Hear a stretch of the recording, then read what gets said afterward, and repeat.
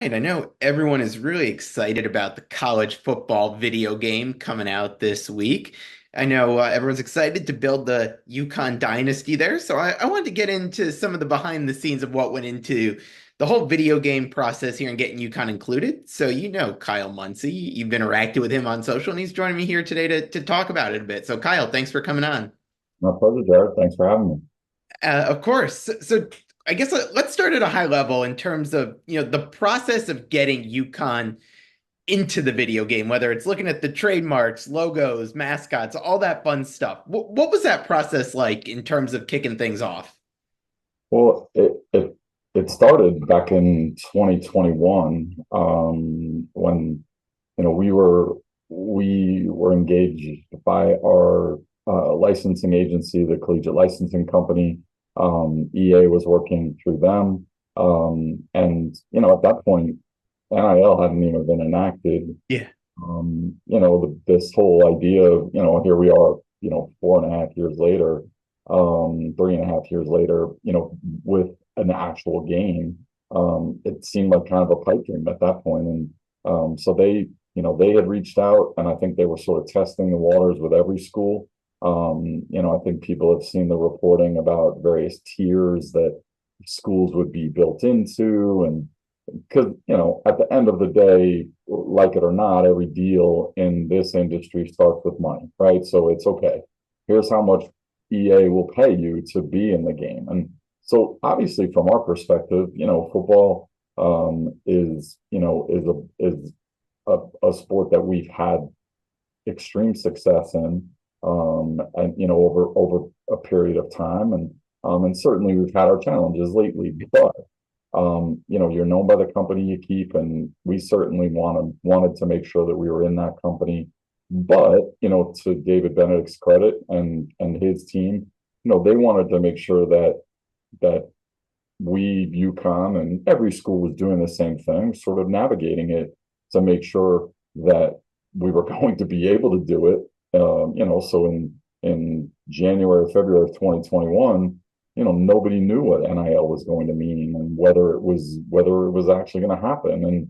And then you had, in a state like Connecticut, we had laws in place, or at least guardrails in place initially. We started NIL through NIL and use of marks about a year later than a lot of other states. So there was some real contemplation on David and his team's part. And to his credit, he even went to the team and he said, is this something that we would want to be a part of? And as you can imagine, college football players are pretty excited about opportunity. And I think that's been pretty reflective of most student athletes' opinions relative to anything related to NIL.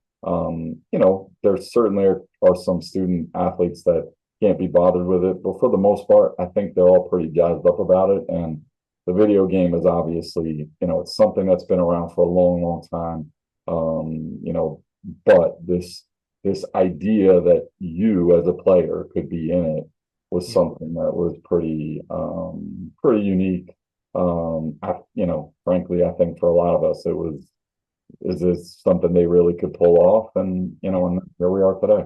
Yeah, yeah. You look at the process, clearly a long process if they started reaching out to UConn back in 2021 to kick things off. How did things progress along the timeline? And, I know you mentioned it kind of was more of a feeling out stage initially, then kind of obviously having to go through the negotiations in terms of the money aspect of it. But in terms of then getting the actual UConn components into the game, was that something that happened a little bit more recently, or what was that part of the timeline like? Even that process started, probably early to mid 2022. Okay. As you can imagine, it was a lot of gang emails and requests from EA and from Yeah. CL, and basically a laundry list of, hey, here's all the things we need. And listen, it's difficult because you don't know year to year what your theme is going to be, what your branding is going to be, what your uniform might look like, what your helmets are going to look like, who your coach is going to be. And that's a fact for a lot of schools. And So I think you look at it and you say you try to do the best you can to represent your brand as it exists on that particular day when they're making the request. Okay, so here's our uniform. Here's the uniforms we're going to be in this year. I mean, even at that point, Jared, it was still kind of all right, when is this going to happen again? Because it obviously it's a long time. Yeah. So not to mention, I think, and I'd be remiss to not note that, all along this became sort of this niche subject of discussion in like the backwaters of Twitter, and everybody I heard this, I heard that. And so what we started to get, and we certainly were not alone, but you start to get a pretty steady stream of freedom of information requests. Okay. Wanted to know, like, okay, have you been asked for this? Have you been asked for that? And I think fortunately, listen, the law is the law, and when you get those types of requests, you have to be responsive. But those are trade secrets, trade secrets of EA. It's intellectual property of the universities. And at the end of the day, even some of the leaks that are coming out have been coming out in the last week or so. To me, I get it. Everybody wants to show they know something, but I think excitement for the student athletes and when they get those codes or when they get that opportunity to play it and play as themselves, seeing what they're going to see and how it's going to look and how authentic is it going to be, I think is going to be really, really cool for fans and the student athletes alike. So, but it was, I mean, it's whether it's uniforms or stadium photos and a lot of folks in athletics that folks that your fans are familiar with, names like Dave Kaplan or Jason Ryder or other folks in the video and marketing teams that okay, we're pulling together art, we're pulling together photos, we're surveying different, taking photos or video from different parts of the stadium. Yeah. Those people at EA are really, really good. And I mean, they took a lot, and you multiply it across 100 and whatever many Yeah. schools. It's It's a big undertaking. pretty unbelievable, and they really deserve a lot of credit for again, there's going to be criticisms. There always are with everything, but I think in this particular instance, they certainly have left no stone unturned. That's for sure. Yeah, I mean, one thing I think that I have to imagine from the UConn and is from the athletic department, probably had to bring in a number of folks, and I know you mentioned some there, across different teams to get this whole process done. Is that the case? Because it seems like, whether you're talking to groups that have to deal with, the chants that are going to be happening during the game versus, some of the uniform and other trademarks, and then to the stadium shots and what that looks like. It seems like it really was a pretty big effort across the athletic department. No doubt about it. I mean, unfortunately, listen, my position is unique in that I don't sit within the athletic department, but obviously I work incredibly closely. I've reported in to the athletic department in the past. So I still have a close relationship with a lot of people. And we work in tandem, I mean, there isn't a day that goes by that I'm not dealing with someone on Dan Glinsky and the equipment staff's team, or Jason and Brenna and the folks in marketing, or Dave and his entire video team. And I know, obviously I've worked in a lot of different roles at UConn, so I know Derek Miles and the team at Renshaw Field, and I know Evan Feinglass and all the folks in facilities and operations. So that's the key for the authenticity of it. Again, it can feel a little daunting, especially in 2021 or 2022. All it is just another email in your inbox saying, oh, somebody else wants something, right? But I can tell you, tomorrow, the next day, like, now I can tell you, none of us have seen it, right? Because they're not sharing. They have not shared, other than some little things like, hey, is this uniform right? Is this thing? EA was smart about it, because if they had started sharing it with schools, it would have leaked out in 10 Oh, seconds. Everyone be sending feedback on bits and pieces. Yep. No, so they were really smart not to do that for the most part. So are there going to be elements that are a little, um, maybe quirky or a little bit off or some things missing? Yeah.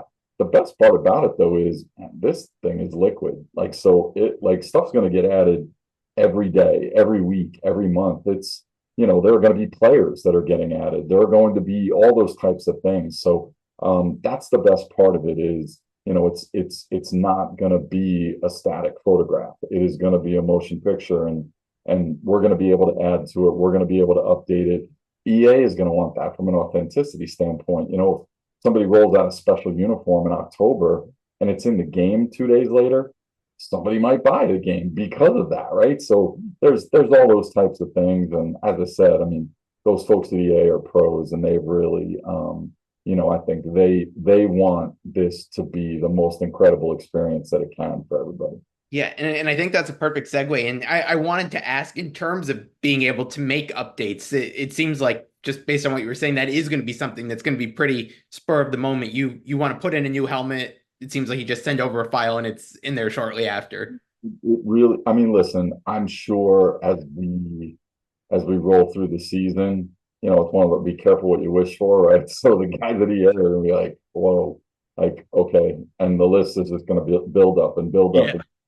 And obviously, you just understand that, and you hope that my hope would be that folks will see it in the next week or so, and instead of being Twitter heroes and criticizing and here's all the things that are wrong, it's okay for everybody. It kind of takes a village here. It's okay for everybody to be a part of the process and say, constructively, hey, be great if this was added or if that was added, or if there are going to be elements that, the EA maybe just swung and missed on, if the band isn't where they normally are, or if a logo's on a field in a different place or whatever the case may be.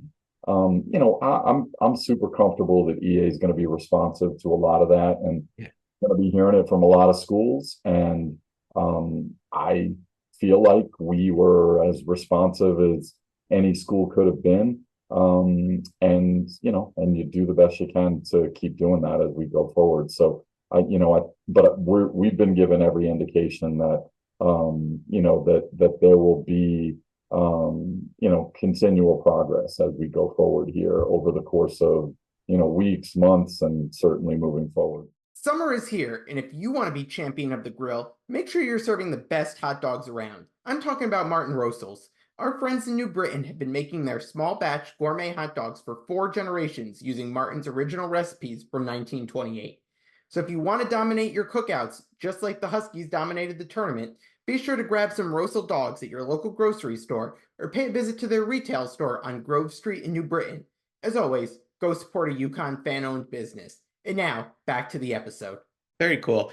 I know you've been at UConn for a while. Were you involved back when the video game was coming out regularly? And if so, it was the process in building this one any different than it was, say, what was that, 10, 15 years ago? Yeah, I was looking back in some files earlier today, in prepping a little bit for our chat. And, what's interesting is, I not really forgotten, but didn't realize, we've been in a basketball game pretty recent, like more recently than since we were in a football.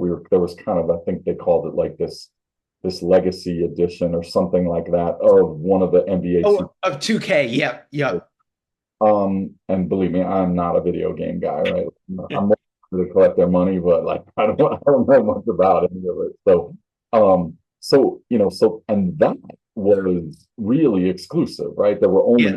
schools that got into it, and it was it. And I remember seeing a lot of emails back and forth among my colleagues at other schools whose ADs were like, "Well, how come we didn't get in that? What do we got to do to get in that the next time?" So very competitive. And then, yeah, and the football piece of it, I saw we had notes from like 2012, 2013, and that range. And, the process was very similar, obviously a lot less detailed, right? Yeah. So, and it was kind of one of those like, all right, here's the game, and you hoped you had it right. I mean, I think one of the challenges today that fans and EA and others will really, it is in dealing with Nike and sideline partners and uniforms and things along those lines, it's still a pretty long range process, right? In terms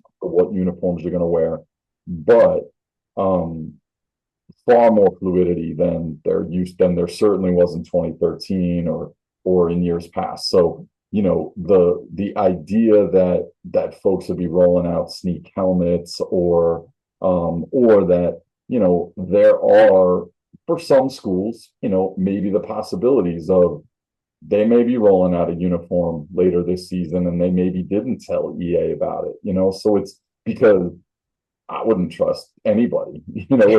if you had something that you really wanted to keep a Yeah. secret for, some big anniversary in November or some big rivalry game, there is no way I'm trusting anybody with Yeah. that. I mean, when we rebranded in 2013, we worked with Nike. It literally was us and Nike, and it leaked, because the minute it got to, some retail partner, boom, somebody wanted to Yeah. hear it and leak it, right? So it's definitely, again, I think, we're typically pretty structured and pretty good about, I work with Dan and the equipment staff and with the coach and with the head football coach at a lot of times where, we'll set like, okay, here's what the uniform is going to be every game, Yeah. so we really have a chart that's put together at the beginning of the season, and it's like, okay, this is what the mix will be. That there's probably a little less of that maybe than there would be in the past. Partly because I think you want to provide a little bit of an opportunity for the student athletes to say, you know what, we're rolling in that uniform. We played really well. Let's wear it again. Yeah. Um, and also because you do have, really, really talented equipment people that can flip over a helmet and do some really, really cool things. And it's a big deal, in For recruiting. sure. It's a super big deal. So, and EA is definitely, like I said, that's going to be one of those. Be careful what you wish for, because all of a sudden, Okay. like it's, someone is going to wear a special uniform on a Saturday night in the Big Ten or something, and fans are going to want to know why they don't have it Yeah. automatically. So it is. I don't think there's any doubt that that'll be a challenge for EA, but definitely one that I think they'll be up to and excited about meeting, because this is 1000% gonna be about the authenticity of sort of the fantasy that you want to play, right? You like Yeah. if you want UConn to win a national championship in this video game, you want it to be authentic, right? Yep. And that's going to be really, really important. Yeah, no, very, very cool. I think probably one of the biggest differences, obviously, between the original version of the video game and now is the NIL component and the player names actually being in there, their likeness. What was that process? And were you involved in that part as well in terms of, kind of getting the players to whether it's look like themselves, have those type of attributes or working to get them the NIL part of it? Yeah, really the biggest piece of it. So I work closely with Kat Zappani Yep. and so Kat is the day-to-day liaison with all the student athletes on NIL related matters. And so she and I work together. We have biweekly calls with the Brander Group, who's one of our partners in the NIL space. We also work closely with One Team Partners, who's another agency that works to opt in the student athletes. And One Okay. Partners is the organization that's managing the opt-in for the video game. And so when I looked this morning, about 80 of our student athletes are for the football game are opted in. Um, Okay. and that's a fluid process, Yeah. because you still there's you could have additions, you could have guys leave, you could, Yep. there's, and literally, I'm sure for the people at one team, that's all they're doing, right? It's like, okay, who did we add from this school? Who did we add from that school? So, and then it's really going to be I mean, I don't know that EA on that one, I think skin tones, yes. I think obviously names, numbers, Yeah. builds, some things like that. They're going to work hard to do the best they can with that type of stuff. But there hasn't been really that okay, can you send us 20 action photos of Victor Rosa so that we can make sure that so Yeah. I think that will unquestionably be a space in which some of the student athletes or fans are sort of wondering. Yep. Listen, when if if somebody's playing that video game and Victor Rosa scores a touchdown against Florida State, and it's Chris Fowler with the call and saying touchdown Rosa, touchdown UConn. I don't know if people are going to care too much about whether whether the shoulders look as broad as they're supposed to, or whether the haircut is exactly the perfect. Yeah. I think it's as I said, I mean that that whole thing is going to be really, really cool. I mean, I remember how I felt just watching us play Oklahoma in the Fiesta Bowl, right? I mean, I think a lot of UConn fans were like that. Again, I'm not equating them directly, but like that's we're in that, you're in that space. Like Yeah. everybody's in a video game together, and you can and you can replicate that. You can try to replicate that. So I think for the student athletes, it's so awesome. I Yeah. mean, a lot of them probably grew up playing some of the games when they were growing up, and there's nothing cooler than I mean, listen, big reason you play a lot of those video games, the pro level ones, is because you can be your favorite player, right? I mean, when I was 10 years old, I had baseball cards and I played with them, right? If I had video games, you would have done it. So I think it's incredibly cool for Victor and for all the players, to have that ability to be in that game. For There's going sure. to be some kid in his or her living room, playing them on a video game, and that's really awesome. Yeah, no, it's really cool. I know everyone's really excited for the game to go out. Now we'll just have to make a push for a college basketball one, right? Well, you rest assured, we'll probably be on the cover of that one. So There we go. There we go. I like that. I like that. we don't have to worry about making up fake covers if they do a basketball game. The Huskies will be on the cover of a basketball game if there is one. And yeah, I mean, you're always keeping your ears open and hoping. But I think for the most part, this has been a ridiculous undertaking for Oh, I EA bet. and TLC and everybody involved. And I think they're gonna roll it out and let the dust settle, and we'll see. Hopefully everybody's happy with it, and then yeah, let's talk about a basketball one next. That'd be a lot of fun. Yeah, you talk about the process for this one. You talk about a college basketball one with what, 350 plus Division One teams. That'll be a big one. Yeah, that one. I mean, I think you might have just answered your own question as to Yeah.